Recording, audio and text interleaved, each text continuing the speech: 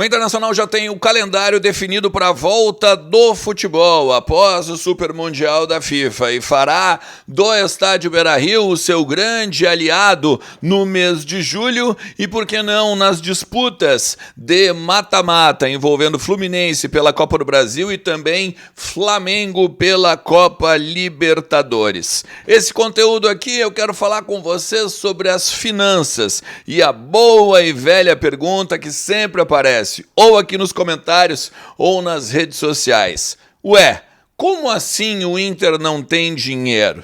Vamos trocar uma ideia sobre tudo isso? Então tu sabe, fica comigo depois da vinheta.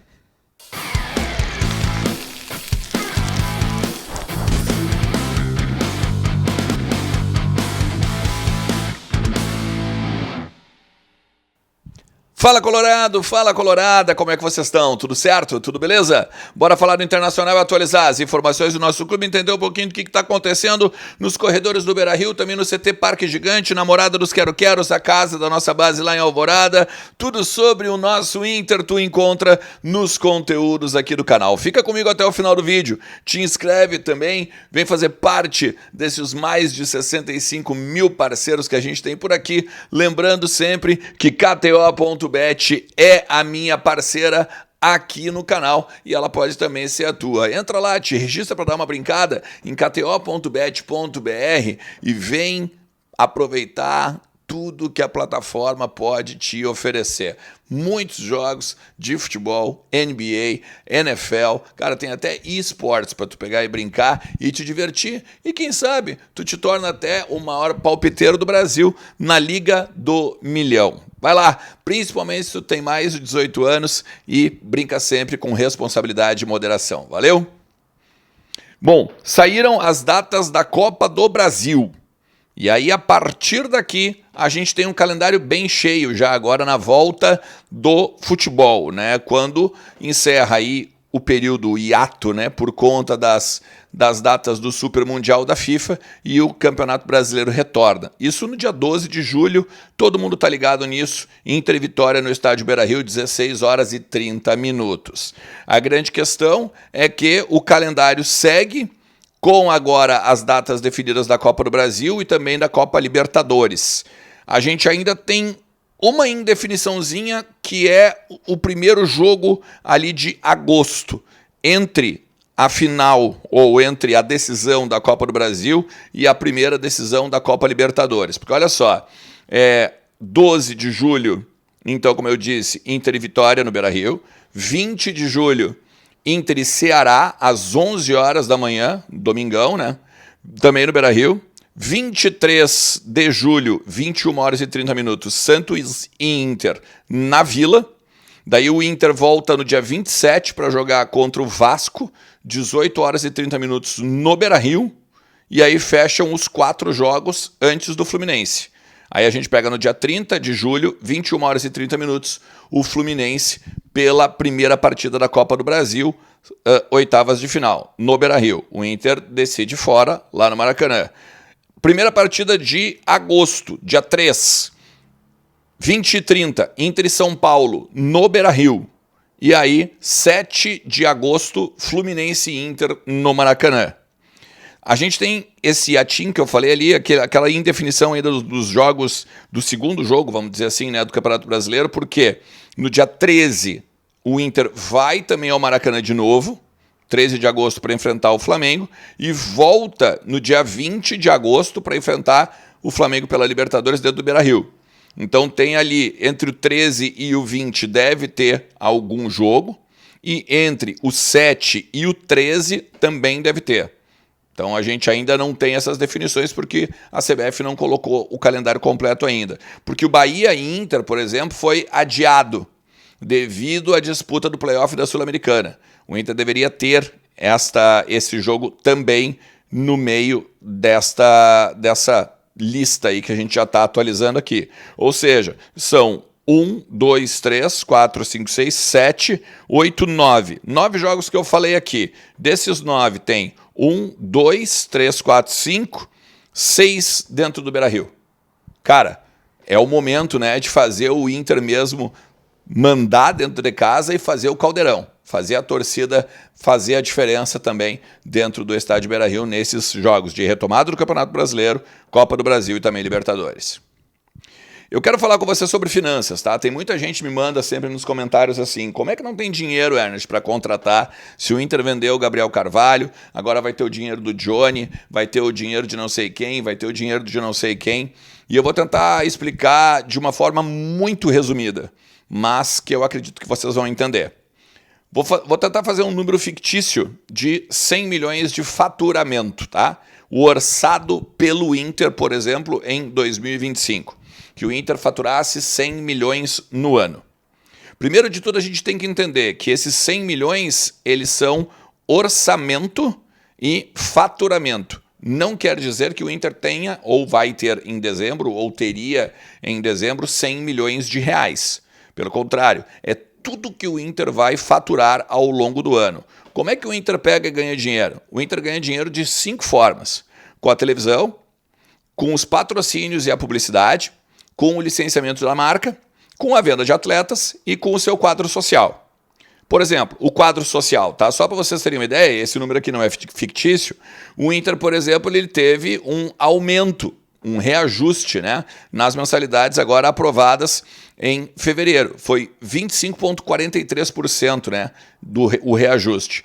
E isso faz com que o Inter fature 25 milhões de reais a mais nessa temporada. Então, assim, todo mês, antes o Inter faturava na casa dos 8,5, basicamente, e agora o Inter está faturando na casa dos 10,5 a 11. Então, vamos lá, 8,5 a 9, 10,5 a 11, tá? Isso é número real, isso é número que o clube passou em termos, né, de projeções e tudo mais. Claro, falando sempre dos adimplentes e falando de repente, alguma mudança que pode ter em cima de pessoas que deixam de pagar ou pessoas que venham a pagar de novo, tá? Mas vamos então fazer o seguinte, tá? Nesses 100 milhões que a gente está tentando entender, vamos botar 20 milhões para cada um. 20 milhões para TV, 20 milhões para patrocínios e publicidade, 20 milhões para licenciamento, 20 milhões para venda de atletas e 20 milhões de quadro associativo, tá? Beleza. O que isso significa?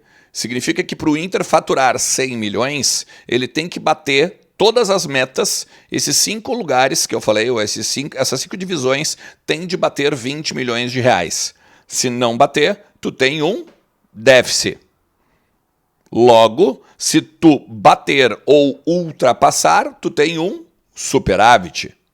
Então, assim que funciona o déficit e o superávit. Logo, se, por exemplo, em vendas de atletas eu tenho projetado 20 milhões e eu só vendo 15, eu tenho 5 negativo. Logo, estes 5 vão ter de ser buscados em outra das rubricas, ou então eu vou ter 5 de déficit no final do ano. Eu vou ter 95 milhões só e não 100. Então, por que o Inter não tem, entre aspas, dinheiro? Porque, por exemplo, no ano passado, quando o Inter projetou X milhões de faturamento, o Inter estava prevendo X milhões de vendas. E o Inter, no ano passado, não botou os X milhões de vendas em prática.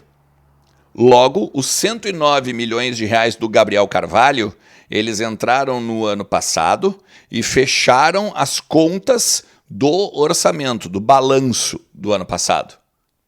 Neste ano, podemos ganhar dinheiro do Gabriel Carvalho? Claro que sim, porque os 109 milhões, de repente, não foram colocados na bucha, podem ter feitos em 5 vezes, 5 a cada 6 meses. Então pode ser em meio ano ganha uma parte, em meio ano ganha outra, em meio ano ganha outra, em meio ano ganha outra, porque assim como as dívidas ficam de um presidente a outro, também fica, às vezes, valores a receber de outro presidente, principalmente em vendas tão robustas e expressivas como essa. Logo, o Inter tem o dinheiro que recebe do Gabriel Carvalho, que não entra no cálculo do orçamento desse ano, mas que gira dentro do caixa. Por isso que eu falei que tem diferença entre o orçado e o planejado, né? Para o que tu tem dentro do teu caixa. Dentro do teu caixa, tu tem X milhões lá. Por exemplo, como eu falei, os 10 milhões e meio, 11 milhões de reais quando os sócios pagam as mensalidades no mês. Ok? Então, a partir do momento que tu vai e faz uma projeção de vendas, agora número real, como este ano, 160 milhões de reais. Isso significa que toda vez que tu botar dinheiro no clube, até 160 milhões de reais, tu estás cumprindo um orçamento. Cumprindo um orçamento, tu não vai ter dinheiro sobrando. Ao contrário, tu vai simplesmente ter batido a tua meta. A partir disso, tudo que tu faturar acima de 160 milhões, aí sim é dinheiro a mais. Ok? Como, por exemplo, a venda do Johnny, que prevê 30 milhões. Isso não está previsto dentro do Inter, então é um dinheiro extra que vai entrar. Tu pode colocar dentro da área de venda de atletas? Claro que pode. Então tu já tem de 160, tu tem 130. Tu vendeu o Rômulo por 25, alguma coisinha a mais 30. Então tu não tem mais 160, tu tem 100. E assim tu vai baixando. Chegou no 160, legal. Então acima de 160, aí agora tu tem dinheiro a mais. Só que as tuas outras áreas, elas precisam também ter batido as metas. Porque se não baterem as metas, esse dinheiro a mais da venda de atletas, ela vai servir para cobrir a outra área que não foi atingida. Ou seja, não tem a ver com vendemos agora, por exemplo, o Alexandre Ernst por 50 milhões de reais. Esses 50 milhões de reais eles não estão no caixa do Inter. Esses 50 milhões de reais eles estão dentro do orçamento. Os 50 milhões podem ser feitos em 10 vezes de 5. E esses 5, quando entram dentro do caixa, aí sim tu tem o chamado capital de giro, o chamado dinheiro para investir. Por isso que a gente sempre fala, se vender o Wesley, a gente tem dinheiro para investir. Se vender o Johnny, vai entrar uma grana e a gente tem dinheiro para investir. Porque hoje o dinheiro que tem no caixa, ele é projetado para salários de atletas, salários dos funcionários, o pagamento de algum fornecedor. E aí, meu amigo, quando tu não compra, ou melhor, quando tu não paga um fornecedor, ou quando tu não paga um juro bancário, ou quando tu não paga um tributo, aí o que acontece? Tu tem que pegar empréstimo. A partir do momento que tu pega empréstimo ou renegocia esta dívida, seja com a União, seja com outro tipo de fornecedor ou então de parceiro, tu acaba aumentando a tua dívida histórica, que é aquilo que a gente fala sempre ali de perto de 1 bilhão de reais. Grosso modo, é isso. Tu entendeu? Se tu não entendeu, bota nos comentários, vamos trocar uma ideia, eu escrevo e aí talvez fique mais fácil, tá? Mas eu acho que dessa forma sucinta ou dessa forma um pouco diminuta, a gente consegue ter uma ideia mais ou menos do porquê o dinheiro do Inter ele gira e o clube acaba, no final das contas, não tendo poder de investimento forte. Por isso que a gente fala da questão dos investidores e tudo mais, né? Só para ter uma ideia, as metas esportivas do ano já foram batidas 2. Uma, por exemplo, que é o Campeonato Gaúcho, e esse valor não faz diferença se a gente ganha ou não, porque esse valor vem sempre igual. O Inter projetava chegar nas oitavas de final da Libertadores. Ou seja, o dinheiro até as oitavas era previsto no orçamento, precisava ter no orçamento.